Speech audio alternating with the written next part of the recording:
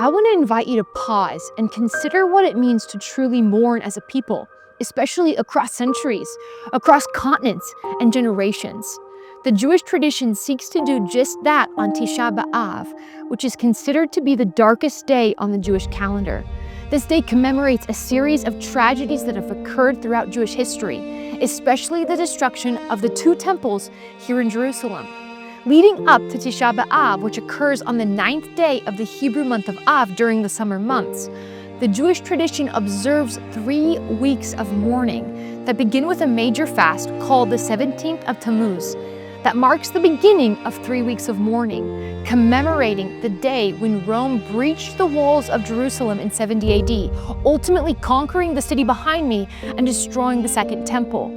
As the Jewish people mourn during these 3 weeks, they also remember the destruction of the First Temple by the Babylonians in 586 BCE. Because the temple was the spiritual center of Jewish life and identity and worship, it's impossible to put into words how devastating its destruction was to the Jewish people and is today.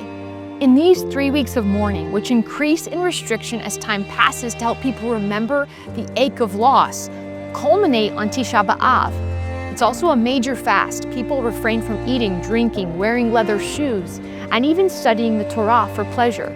Synagogues dim the lights, and the Book of Lamentations is read aloud to emphasize the somber tone of this day and create space to reflect on all that was lost.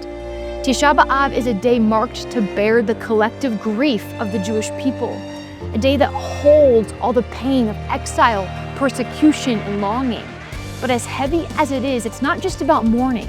It's also an invitation for renewal, a chance to reflect on the brokenness of the world and in ourselves and respond differently.